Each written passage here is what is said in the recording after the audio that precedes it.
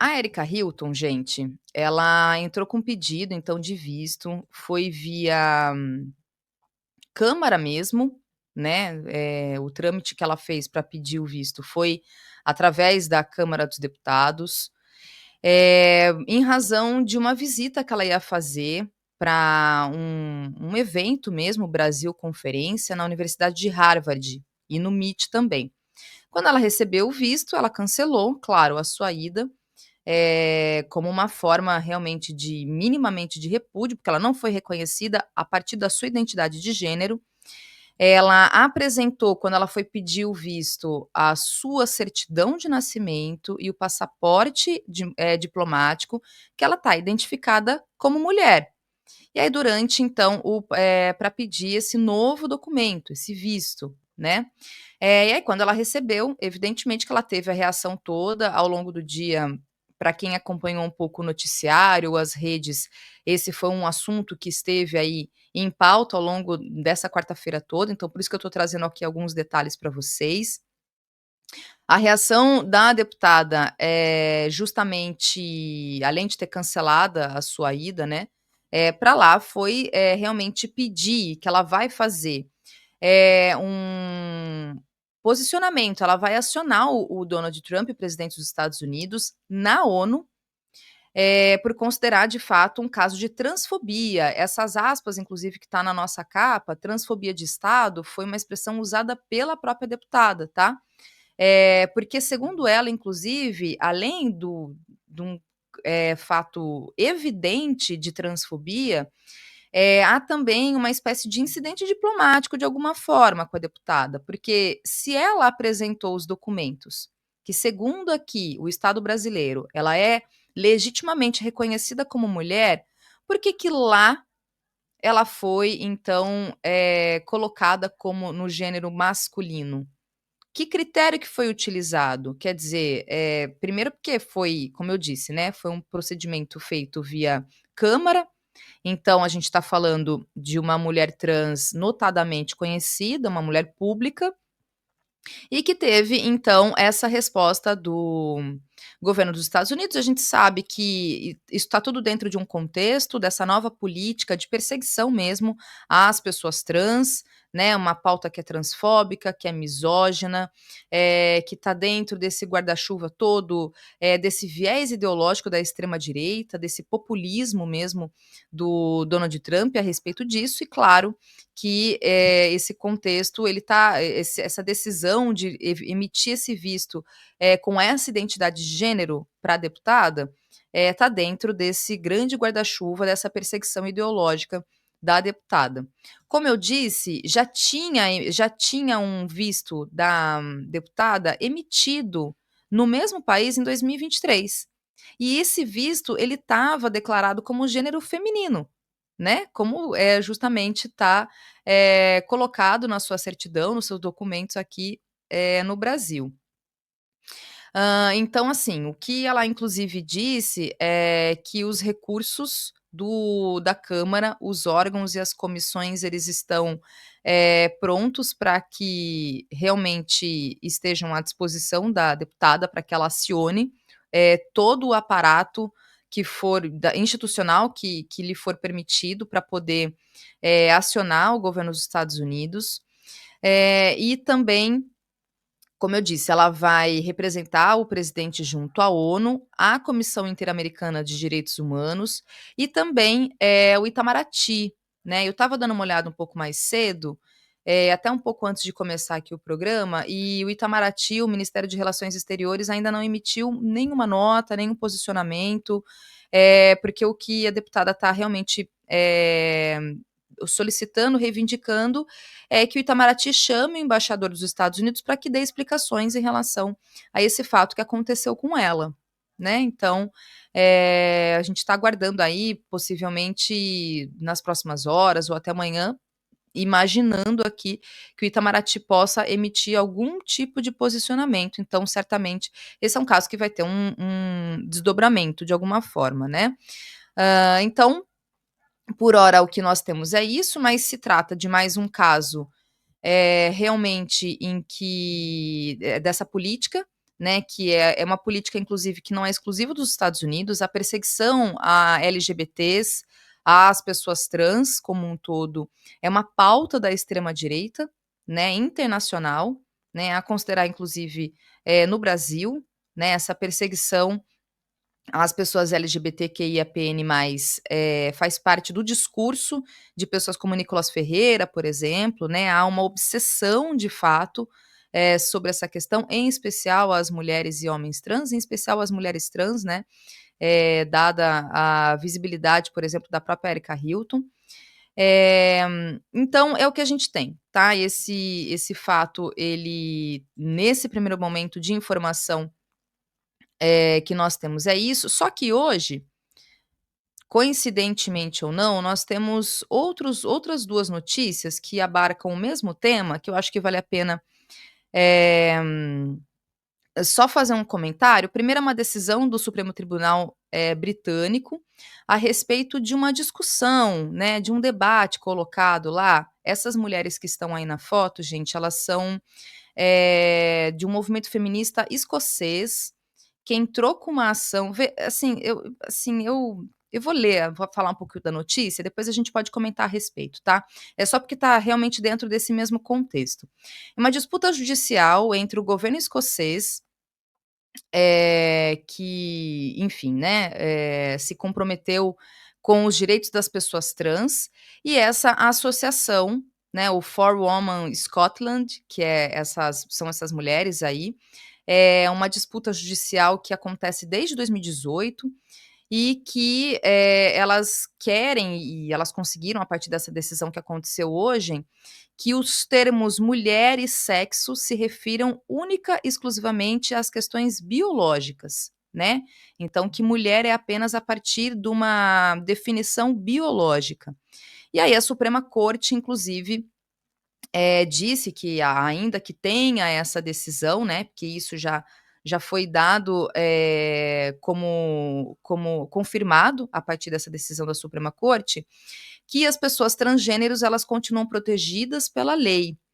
E aí diz o seguinte, né, na decisão: "Não apenas contra a discriminação com base na característica protegida da mudança de gênero, mas também contra a discriminação direta, a discriminação indireta e o assédio relacionado aos gêneros adquiridos". Então considerou que esse tipo de situação vai ser protegido pela Suprema Corte.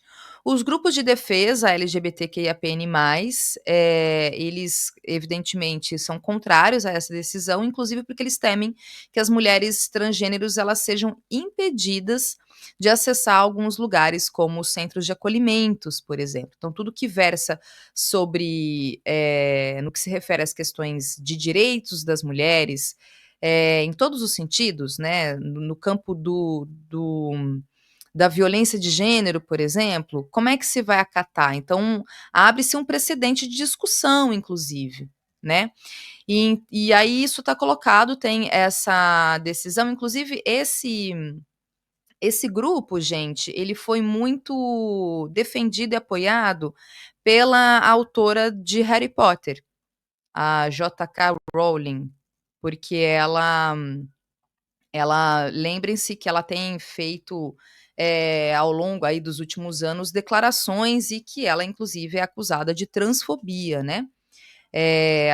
As ditas feministas radicais, elas têm na sua pecha, a partir dessa discussão, que é uma discussão dentro do feminismo bastante efusiva, uma discussão que acontece mesmo sobre, direitos das mulheres, sobre invisibilidade, né, das mulheres cis, por exemplo, no que se refere às questões das mulheres trans, o que eu discordo completamente.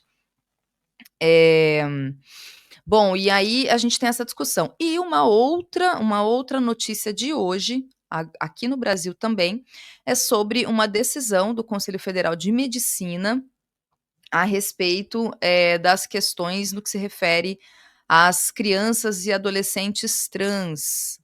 E essa decisão que foi inclusive, declarada, no Diário Oficial, dessa quarta-feira, é uma resolução que ela altera os critérios para atendimento médico de pessoas trans no Brasil, tá? Então, algumas das mudanças coloca a proibição de uso de bloqueadores hormonais da puberdade em crianças e adolescentes com incongruência ou disforia de gênero, condição marcada por sofrimento associado à discordância entre o sexo biológico e a identidade de gênero. Na resolução também é vetado o início da terapia hormonal cruzada em menores de 18 anos, e a terapia que é usada para induzir características sexuais secundárias compatíveis aos gêneros que o paciente se identifica. As cirurgias de afirmação de gênero com potencial efeito esterilizador, como por exemplo a retirada de testículos ou de útero, só poderão ser feitas em maiores de 21 anos. Antes era 18 anos, tá, gente? Também essa resolução ela está revogando um texto de 2019 e está entrando em vigor imediatamente, a partir da publicação no Diário Oficial. Elas têm, segundo o Conselho Federal de Medicina, como objetivo garantir a segurança ao paciente e baseiam-se em critérios técnicos e éticos. E determina, então, que qualquer intervenção médica deve ser precedida por avaliação psiquiátrica e endocrinológica por pelo menos 1 ano, além de exames cardiovasculares e metabólicos, acompanhamento médico contínuo, também está previsto, proíbe intervenções em pessoas com transtornos mentais que contraindiquem o tratamento. Em casos de puberdade precoce, continuam autorizados a receber os bloqueadores hormonais. Bom, gente, a despeito de todos esses detalhes, né, do que está presente nessa nova resolução do Conselho Federal de Medicina, a gente tem um posicionamento da ANTRA, que é a Associação Nacional de Travestis e Transsexuais, e da Associação Mães pela Diversidade, que inclusive estão entrando com pedido no Ministério Público Federal para investigar a medida, e a Procuradoria da República no Acre acolheu o pedido. Também é uma situação aí que vai ter um desdobramento. Aqui tem um posicionamento da presidenta da ANTRA. Vamos ouvir rapidinho, olha só. Travestis e transexuais, e neste pronunciamento oficial nós queremos colocar a nossa inteira solidariedade às nossas crianças e jovens trans que vêm em um momento de extrema desesperança. Quero afirmar para vocês que a ANTRA, junto com outras instituições, seguiremos firmes na defesa do direito ao acesso à saúde para todas as pessoas, com atenção especial às crianças e jovens trans, mas também para a nossa comunidade como um todo, em todos os ciclos de vida. Dito isto, as mudanças que nós temos visto acontecer no CFM, que infelizmente atendem a uma agenda de extrema-direita, elas já eram esperadas. Nós já víamos monitorando e acompanhando essas movimentações há alguns anos, e é óbvio que isso chegaria aqui no Brasil. Infelizmente, o Conselho Federal de Medicina, ao tomar uma decisão político-ideológica alinhada à agenda antitrans, presentes em diversos países ao redor do mundo, onde a extrema-direita predomina, tem feito uma caçada aos nossos direitos. E tem por objetivo erradicar pessoas trans da vida pública, falemos de forma franca e direta. E eles têm feito isso através de políticas jurídicas, econômicas, sociais, legislativas e, neste caso, políticas de saúde com o viés antitrans. Então, é importante considerar que, no mesmo momento em que eles proíbem o bloqueio puberal para crianças trans, é o mesmo órgão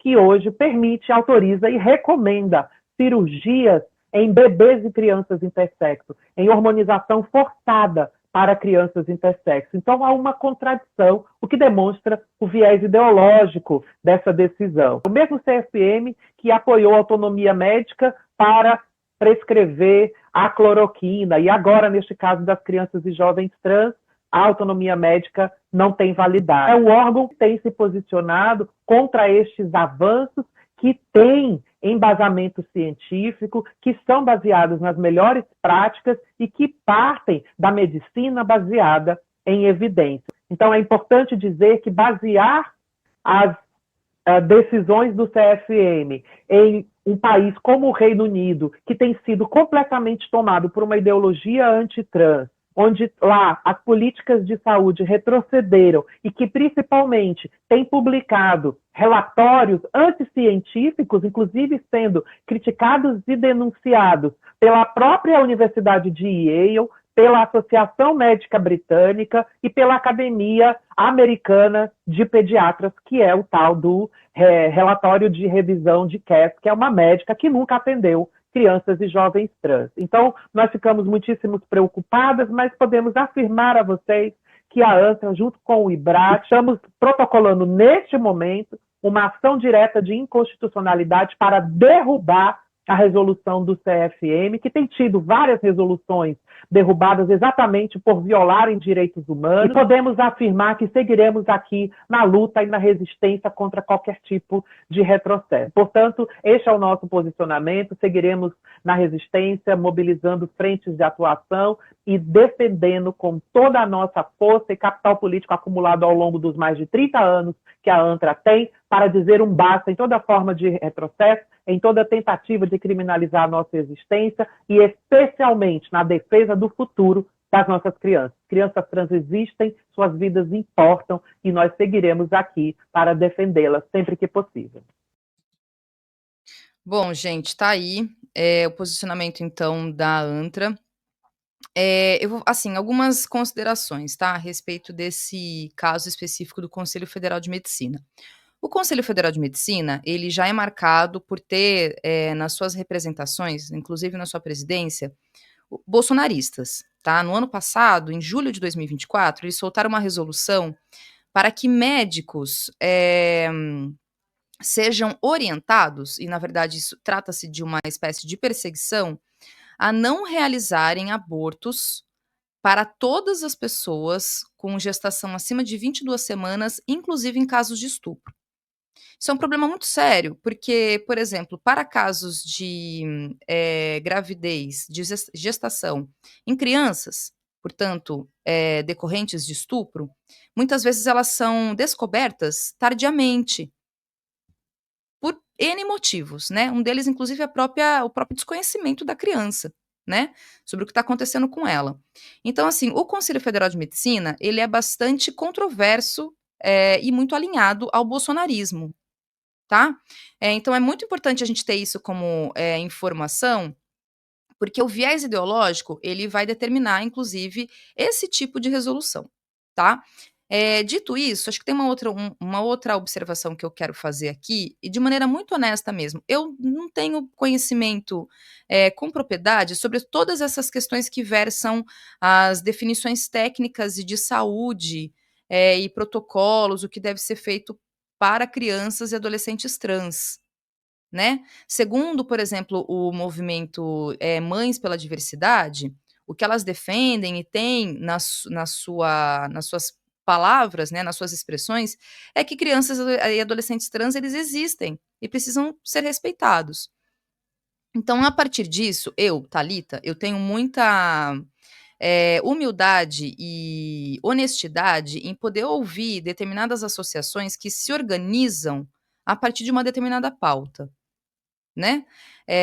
Chamar isso de esquerda identitária e tratar isso de forma secundária é ignorar existências, tá. O que se sabe realmente entre a população LGBTQIAPN+, são os índices de questões mentais, de problemas realmente de saúde mental e de suicídio, em razão de toda a problemática que a gente já sabe em relação às questões LGBTs.